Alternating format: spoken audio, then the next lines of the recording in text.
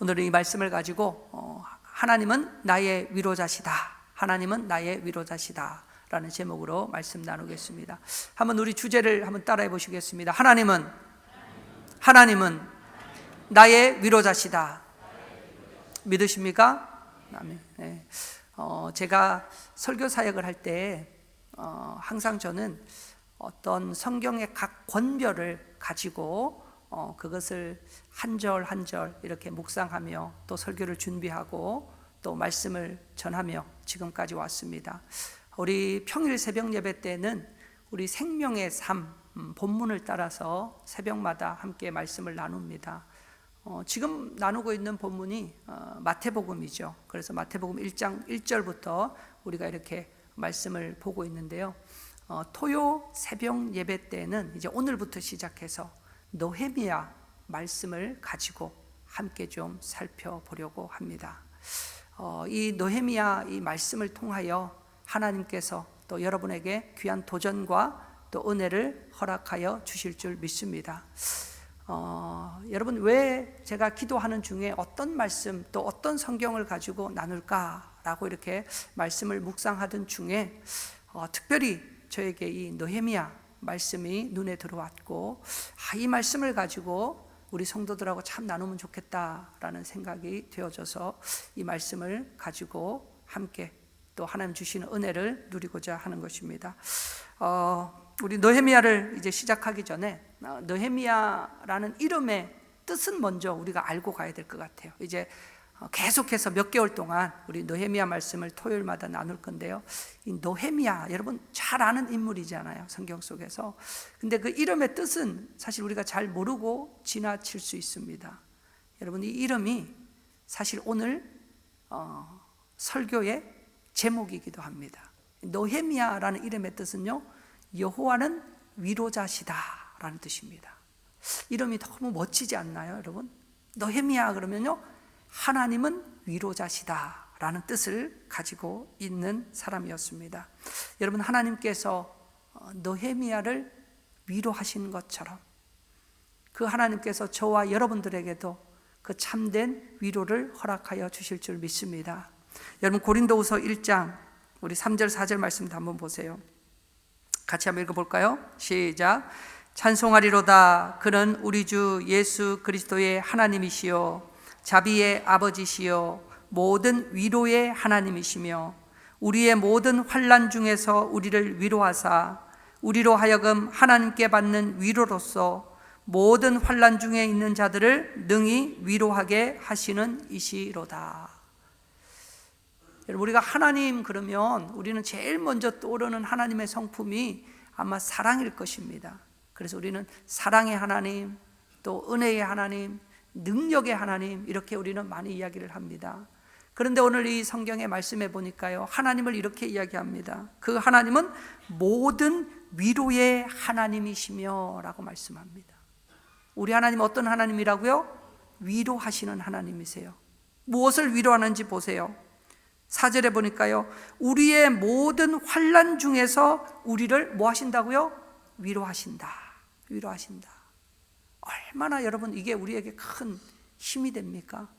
우리가 어떤 환난을 만나도 그 환난 가운데 하나님이 나를 위로하신다 라고 말씀하고 있습니다. 근데 여기서 끝나지 않아요. 그 다음에 보세요. 우리로 하여금 하나님께 받는 위로로서 하나님께서 우리를 위로하셨다면, 그 다음에 보니까요, 모든 환난 중에 있는 자들을 능히 위로하게 하시는 이시로다 라고 말씀합니다. 그러니까 하나님이 우리를 위로하신 그 위로를 통하여 우리도 어떻게 하라는 거예요? 다른 사람의 위로자로 살아가야 한다라고 말씀하고 있는 것이죠. 여러분, 이 세상을 사는 모든 사람들은 누구나가 다 마음의 상처와 또 크고 작은 문제들을 안고 살아갑니다. 그러다 보니 어떤 사람들은 그 아픈 마음이 너무 아파서 그것을 가지고 심리 상담을 받기도 하고요. 또 어떤 사람은 치유 세미나에 다니기도 하고요. 또 어떤 사람은 정말 친한 분들에게 누구에게도 말했지 못했던 그 마음의 속내를 다 털어놓기도 합니다. 그러면 일시적인 위로가 주어집니다. 일시적으로 마음의 평안을 누리기도 합니다. 그러나 이것이 근본적인 해결책은 아니라는 사실입니다. 아무리 우리가 사람들에게 상담을 받고 또 치료를 받는다 할지라도 여러분, 그건 일시적인 거예요. 참된 위로, 영원한 위로자는 오직 하나님 한 분밖에 없는 줄 믿습니다. 여러분, 그래서 제가 이 느헤미야서의 말씀을 다시 묵상하면서요, 우리 성도들에게도 정말로 이 느헤미야서를 우리가 함께 배워가면서 하나님이 주시는 이 위로와 은혜가 정말 그 마음의 회복이 있었으면 좋겠다라는 그런 기도를 드리면서 제가 이 말씀을 준비를 했습니다. 그래서 다시 한번 권면하기는, 정말 여러분 이 새벽마다 함께 이 말씀을 통해서 다시 한번 더 여러분의 삶이 회복되는 놀라운 축복이 있기를 주님의 이름으로 간절히 축원합니다. 오늘 본문의 1절은 이렇게 시작합니다. 한번 보세요. 1절 보니까요, 하가랴의 아들 느헤미야의 말이라. 아닥사스다 왕 제 20년 기슬러월에 내가 수상궁에 있는데 라고 말씀합니다. 여러분, 이 수상궁은 바벨론의 왕이 머물렀던 궁을 이야기하는 것입니다. 미국으로 얘기하면 미국 전체가 있지만 특별히 워싱턴 DC에 백악관이 있고 또 한국에는 청와대가 있는 것처럼 이 바벨론의 왕이 머물렀던 곳이 바로 수산궁이었습니다. 그곳에 느헤미야가 함께 술관원으로 있었다라는 것입니다. 그런데 이 느헤미야는 보니까요, 하가랴의 아들 느헤미야 이렇게 표현되어 있습니다. 하가랴의 아들 느헤미야. 여러분, 우리가 느헤미야의 단어를 우리가 이름의 뜻을 살펴보았잖아요. 그렇다면 그의 아버지 이 하가랴의 이름도 우리가 한번 좀 살펴보면 좋을 것 같아요. 이 하가랴라는 이름의 뜻은 이것입니다. 하나님이 어둡게 하셨다라는 뜻입니다. 이름이 참 재밌지 않습니까? 아버지의 이름은 하나님이 어둡게 하셨다. 그러니까 어둠이라는 뜻을 가지고 있고요, 이름에. 그런데 그의 아들 느헤미야는요, 하나님이 위로하셨다. 하나님은 위로자시다. 위로라는 이름의 뜻을 가지고 있습니다. 이것은 무엇을 이야기하느냐? 사실 오늘 이 본문 1장 1절 가장 먼저 등장하는 단어가 하가랴라는 단어고요, 그 다음에는 느헤미야라는 이름입니다. 근데 사실 이 두 사람의 이름을 잘 우리가 연결해 보면 사실 느헤미야서 전체가 무엇을 말하려고 하는지 우리는 짐작할 수 있습니다. 그러니까 어렵게 생각하실 필요 없어요. 이 두 사람의 이름을 잘 보시면, 하나님께서 이 느헤미야 말씀을 통하여 그 당시 이스라엘 백성들에게, 그리고 오늘을 살아가는 저와 여러분들에게 무엇을 지금 전하려고 하는지를 볼 수 있다는 것이죠. 마치 우리가 영화를 보면 그 영화가 개봉되기 전에 예고편이 먼저 나오죠. 아마 그런 거 많이 보셨을 것입니다. 근데 그 예고편은 만 10초, 15초 아주 짧은 시간입니다. 그런데도 그 예고편을 이렇게 보다 보면 이 영화가 어떻게 흘러가겠구나라는 것을 어느 정도 엿볼 수 있습니다. 이것처럼 이 두 사람의 이름을 보면 느헤미야서 전체의 흐름을 우리는 볼 수 있다는 것이죠. 먼저 무엇입니까? 하가랴는 어둠입니다. 어둠. 하나님이 어둡게 하셨다. 근데 그 어둠 가운데 하나님께서는 누구를 보내시느냐? 바로 위로자를 보내시는 것입니다. 그게 바로 느헤미야라는 거예요. 그래서 수상궁에 있었던 이 느헤미야를 어디로 보냅니까? 하나님이 예루살렘으로 보내시죠. 그래서 그곳에서 성벽을 재건하게 만드십니다. 그렇다면 그 당시 예루살렘에 살고 있었던 이 이스라엘 백성들의 상황이 어떠했겠습니까? 그 상황이 바로 어둠이었다라는 거예요. 어둠.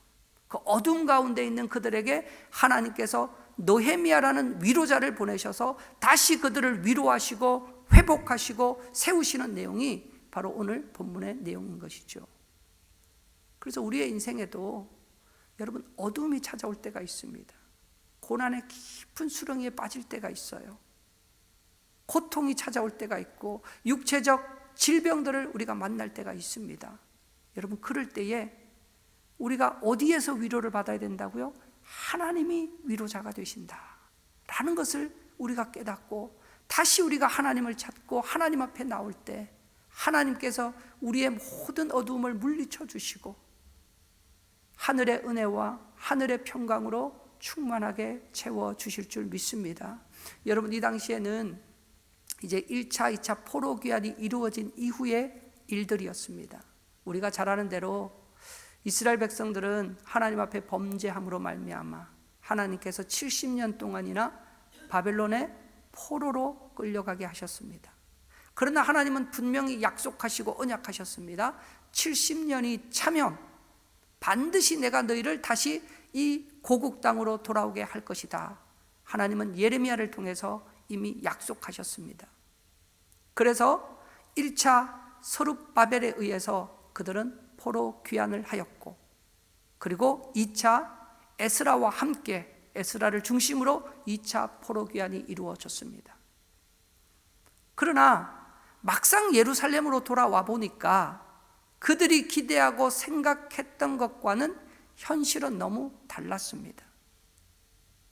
어떻게 보면 바벨론에서 포로로 살아갔던 그 삶보다 돌아와서 그들이 다시 살아가야 될 이 예루살렘의 삶이 훨씬 더 막막하고 앞이 보이지 않는 상황이었습니다. 이런 상황 속에 놓여 있을 때에 그 상황에 하나니라는 바로 느헤미야의 형제였습니다. 그 형제가 이 상황을 느헤미야에게 보고함으로 이 이야기가 전개되고 있습니다. 우리 2절 말씀 한번 보겠습니다. 2절 말씀, 오늘 본문 2절입니다. 같이 읽어볼게요. 시작. 내 형제들 가운데 하나인 하나니가 두어 사람과 함께 유다에서 내게 이르렀기로 내가 그 사로잡힘을 면하고 남아있는 유다와 예루살렘 사람들의 형편을 물은즉. 여기 보니까 내 형제 가운데 하나인 하나니가 두어 사람과 함께 어디에서부터 왔다고요? 유다에서 내게 이르렀기로 라고 얘기합니다. 지금 느헤미야는 어디 있다 그랬습니까? 바벨론의 수산궁에 있었다라고 1절에 분명히 밝히고 있죠. 여러분, 우리는 이 말씀을 읽으면서 쉽게 그냥 간과하고 넘어갔을지 모르겠지만 사실 이 유다에서, 그 유다라는 것은 예루살렘을 얘기하는 것입니다. 예루살렘에서 수산궁까지의 거리는요 약 한 1600km 정도 됩니다. 그러니까 마일로 따지면 한 1000마일 정도 돼요. 그래서 그것을 제가 이제 추석에서 보고 1000마일 정도면 LA에서 어디까지 될까 이렇게 한번 찾아봤어요. 찾아봤더니 LA에서 텍사스 달라스까지의 거리입니다. 여러분, 훨씬 더 와닿지 않습니까? 이 거리까지 차를 타고 가도 얼마나 먼 거리입니까, 여러분? 그래서 주로 이제 그렇게 멀리 갈 때는 지금은 이제 비행기를 타고 가잖아요. 근데 이 하나니가 두어 사람과 함께 지금 그 1000마일이 되는 그 거리를 걸어서 왔다라는 것입니다. 당시 그 여행자들이 이 걸어올 때 걸리는 시간이요 한 2개월에서 한 3개월 정도 걸렸다 합니다. 그것도 정상적으로 올 때 그런 거예요. 왜냐하면 오다 보면요 곳곳에 도적대가 숨어 있습니다. 언제 그들이 생명의 위협을 당할지 모르는 상황이에요. 뿐만 아니라 오늘날처럼 어떤 내비게이션도 없습니다. 길을 걷다 보면 길이 있어서 걷는 것이 아니고요 길을 만들어 가야 되는 것이죠. 그러다 보니까 잘못된 곳으로 들어가다 보면 또 한참을 헤매게 됩니다. 그러니까 훨씬 더 오래 걸릴 수도 있는 시간이었습니다. 그리고 생명의 위협을 느낄 수 있는 그런 곳이었습니다. 그럼에도 불구하고 그들이 어떻게 했다는 것입니까? 이 예루살렘의 이 위급한 상황, 이 상황을 알려야 되겠다라고 생각을 해서 그들이 결단하고 헌신하고 수고했다라는 것이죠. 여러분, 이것이 저는 신앙인의 삶이라고 생각을 합니다. 여러분, 신앙인은 개인의 편리함이나 아니면 개인의 이득을 취하기 위해서 우리가 신앙생활을 하는 거 아닙니다. 오히려 신앙생활이라는 것은 내 자신을 끊임없이 희생해야 되고 내 자신을 끊임없이 내려놓아야 되고 끊임없이 내 생각을 포기해야 되는 것이 신앙의 길입니다.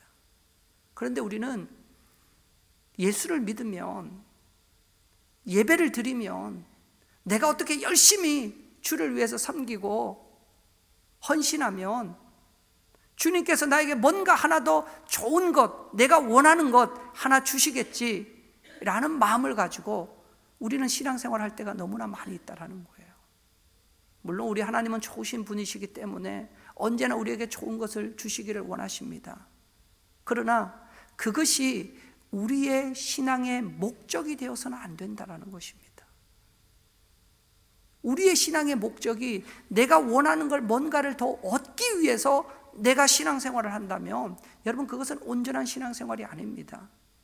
하나님을 예배의 대상으로 섬기는 것이 아니고요, 하나님을 나의 이득을 취하기 위한 도구로 이용하는 것입니다.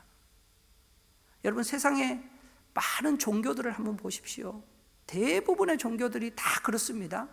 그 이면에는 무엇입니까? 왜 불교에 가서 불상 앞에서 3,000배, 5,000배, 여러분 그렇게 3,000배, 5,000배 하면요, 여러분 무릎이 다 나간다 그래요. 근데 그렇게 고통스러움에도 불구하고 왜 그걸 합니까? 그걸 하고 나면 어떤 힘이, 보이지 않는 어떤 신이 나에게 복을 줄 것이기 때문에 목적이 여기에 있어요. 신을 경배하는 게 목적이 아니고요, 예배하는 게 목적이 아니라 그 신으로부터 내가 뭔가를 취하려는 것이 목적이 되었다라는 것입니다. 여러분, 이슬람도 마찬가지잖아요. 그들 중에 성지순례가 있고요, 또 고행이 있습니다. 반드시 해야 되는 거예요. 평생에 성지순례는 꼭 한번 가야 되고요, 고행을 해야 됩니다. 그렇게 자기가 행위를 통해서 뭔가를 쌓아야지만 그것을 통해서 구원을 얻는다라고 생각을 합니다. 그런데 이런 세상의 모든 종교들은 다 여기에 기반을 두고 있습니다. 그러다 보니까 마치 기독교도, 교회도 그런 곳이라고 생각하는 분들이 있다라는 것입니다. 여러분, 그렇지 않아요. 기독교는 다릅니다. 시작부터가 달라요. 여러분, 모든 종교는 인간이 만들어냈고 땅으로부터 시작되었다면 기독교는요, 하늘로부터 시작되었습니다. 하나님이 계획하셨고 하나님이 창조하셨고 그 하나님이 우리를 구원하시기 위해 이 땅 가운데 먼저 찾아오셨다라는 것입니다. 다른 거예요.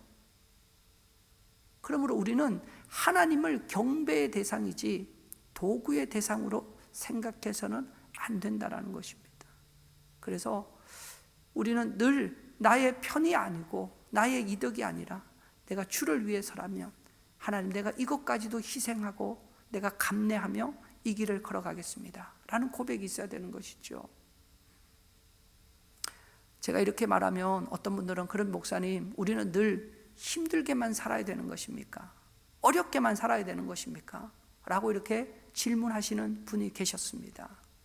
제가 힘들게 살아라, 어렵게 살아라 라는 얘기를 하는 것이 아니고요, 우리는 이 땅에서 우리 성도들의 삶은 우리의 유익이나 우리의 편안함이나 안락함을 위해서 사는 것도 아니지만 이 땅에서 우리가 고난이나 어려운 길을 걸어가는 것도 아닙니다. 제가 말씀드리고 싶은 것은 우리는 하나님이 원하시는 길을, 기뻐하시는 길을 걸어가는 자들이라는 사실입니다. 때론 그것이 형통한 삶에 이를 수도 있지만 때론 그것이 내가 생각하지 않았던, 전혀 예기치 않았던 길로 하나님이 우리를 끌고 가신다 할지라도 그것이 하나님이 함께 하시는 길이라면 기쁨으로 그 길을 걸어가야 된다라고 저는 말씀드리고 싶은 것입니다. 지금 이 하나님도 마찬가지죠. 이 길을 걸어가다가 자신이 어떻게 될지도 모릅니다. 그럼에도 불구하고 그것이 자신의 사명이라는 것을 깨닫고 이 소식을 전달하는 것입니다. 오늘날 같으면 여러분 바로 영상통화도 할 수 있고 카톡으로 그냥 상황을 알리면 되지만 아무리 멀리 있어도 이 고대 시대는 그러지 않죠. 만에 하나 이 하나니가 여러분 느헤미야에게 이 말을 온전히 전달하지 못했다면 여러분 그 다음에는 어떻게 되었을까요? 그러니까 이 하나니가 자신의 희생을 감내하고 찾아왔다라는 것은 이것이 정말 우리의 신앙인이 어떤 길을 걸어가야 하는지를 분명하게 보여주고 있는 말씀이라는 것입니다. 근데 그 하나니가 어떻게 보고하는지 한번 보십시오. 한번 보세요. 3절입니다. 같이 한번 읽어볼까요? 시작. 그들이 내게 이르되 사로잡힘을 면하고 남아있는 자들이 그 지방 거기에서 큰 환난을 당하고 능욕을 받으며 예루살렘 성은 허물어지고 성문들은 불탔다 하는지라.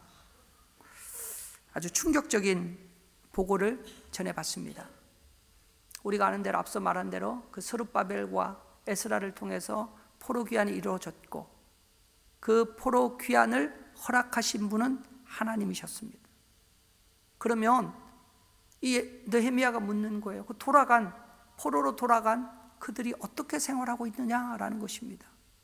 그랬으면 좋은 소식, 기쁜 소식을 전해줄 줄 알았는데 오히려 큰 환난을 당하고 있고 능욕을 받고 있고, 예루살렘 성은 무너지고 성문은 불탔다라는 것입니다.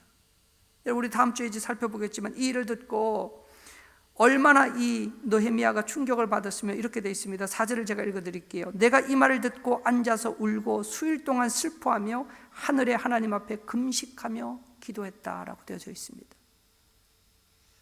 그 느헤미야의 입장에서는 상상할 수도 없는 보고였다라는 것이죠. 아니, 그렇게 하나님께서 포로에서 돌아가게 하셨다면 그곳에서 농사도 짓고 집도 짓고 평안하게 우리 형제들이 안전하게 살고 있습니다 라는 소식을 기대했는데 그러지 않았다라는 것입니다. 여기서 큰 환난이라고 번역되어 있는 이 단어를 보면요, 여러분, 이게 개인적 환난을 말하는 것이 아니라 국가적 위기를 표현할 때 쓰는 단어입니다. 여러분, 한 국가가 위기를 맞아서 무너질 때에 그 백성들의 삶은 어떠한지 우리는 지금도 너무나 잘 알고 있습니다. 절망적인 상황이에요. 회복이 보이지 않습니다. 끝이 보이지 않고 앞이 보이지 않는 거예요. 지금 그런 상황을 큰 환난을 당했다라고 지금 말하고 있는 것이죠. 그리고 이 지옥이라는 것은 조롱거리, 모욕거리입니다. 웃음거리가 되고 있는 거예요. 야, 너희들 너희가 믿는 신이 여호와라면서, 그 여호와가 너희를 바벨론에서 돌아오게 했다면서, 그런데 지금 그 여호와는 어디 있느냐? 너희는 왜 이렇게 살아가고 있느냐? 이렇게 사람들로부터 모욕과 조롱을 당하고 있는 것이죠. 그리고 여기서 예루살렘 성은 허물어졌다라고 되어져 있는데요, 여기서 이 성이라는 것은 정확하게는 성벽을 얘기하는 것입니다. 성벽을 얘기하는 거예요. 그러니까 성벽은 허물어지고 문은 불탔다라는 것이죠. 여러분, 이 성벽과 문이 하는 역할이 무엇입니까? 방어하는 것이죠. 적들의 공격으로부터, 또 도적대들로부터 이 성 안을 보호하고 방어하기 위해서 짓는 것이 성벽이고 문짝입니다. 그래서 이 성의 문은요, 그냥 일반적인 문이 아닙니다. 가장 강한 것으로 크게 문을 만들어 놓는 이유도 아무도 들어오지 못하도록 그렇게 단단하게 고정하기 위해서입니다. 그런데 성벽이 무너지고 성문이 불타버리면 어떤 일이 일어납니까? 수시로 적들이 들락달락할 수 있죠. 밤에 몰래, 여러분, 이 성이 한 집이 아니지 않습니까? 큰 성이기 때문에 밤에 몰래 어느 곳에서 어떻게 도적대가 들어와서 또 해코지를 하고 물건을 빼앗아 도망갈지 모르는 상황입니다. 그러니까 그 성 안에 살았던 이 사람들의 삶은 매일이 불안하고, 여러분, 매일이 생명의 위협을 느끼며 살아가야 되는 상황이라는 것입니다. 제가 이 말씀을 묵상하는데 여러분, 이런 생각이 들더라고요. 우리의 신앙의 삶에도 성벽이 견고해야 되겠다라는 생각을 했습니다. 성벽이 견고해야 되겠다. 여러분, 우리에게도 여러 가지 우리의 신앙을 세워갈 수 있는 성벽이 있습니다. 기도의 성벽, 말씀의 성벽, 예배의 성벽, 헌신의 성벽, 사랑의 성벽, 일일이 나열하지 않아도 여러분, 우리의 신앙을 세워가는 많은 성벽들이 있는데 이 성벽들이 하나 무너진다라고 생각해 보세요. 그러면 세상의 온갖 악하고 더러운 것들이 끊임없이 우리 안에 밀려 들어온다라는 것입니다. 그리고 우리의 마음을 요동치게 만들고 우리의 삶을 피폐하게 만들어 버린다라는 것이죠.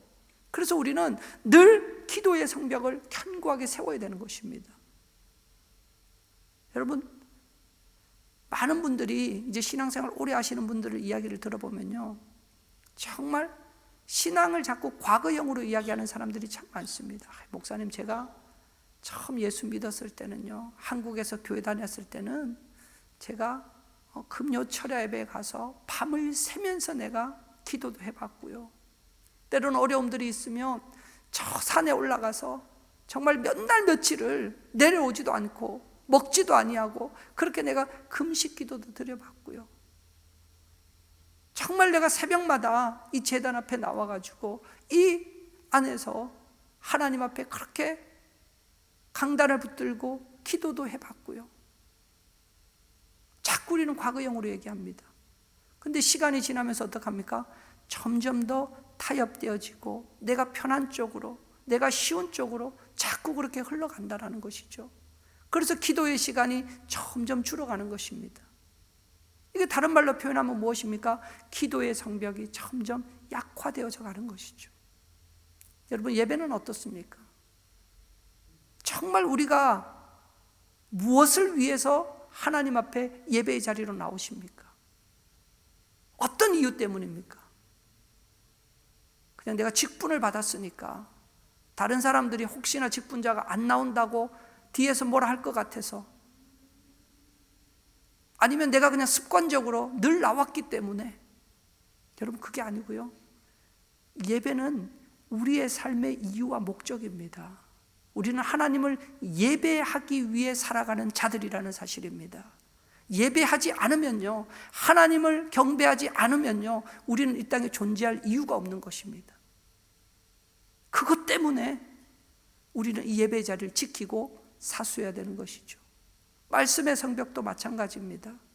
여러분, 우리가 한 시간에 설교 시간에만 말씀 듣는 것이 아니라 정말 우리의 삶에 매일매일 하나님의 말씀의 성벽을 쌓아 올려야 된다는 것이죠.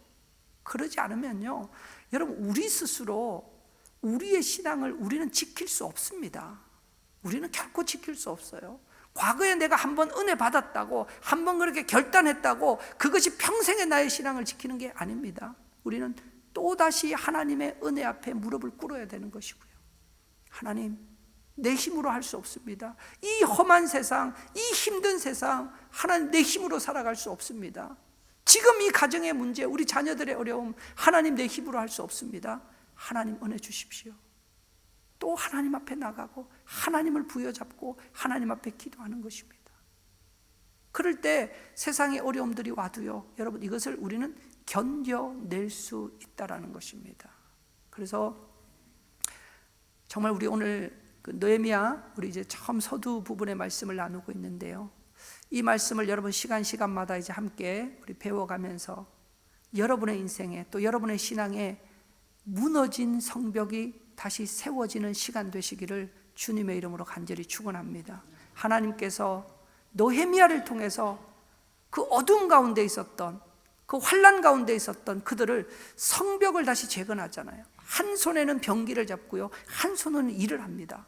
성벽을 재건해서 다시 그들을 위로하셨듯이 우리의 삶에 무너진 성벽이 다시 세워져서 하나님의 참된 위로를 경험하는 그런 복된 자리 되시길 다시 한번 주님의 이름으로 간절히 축원합니다. 기도하겠습니다.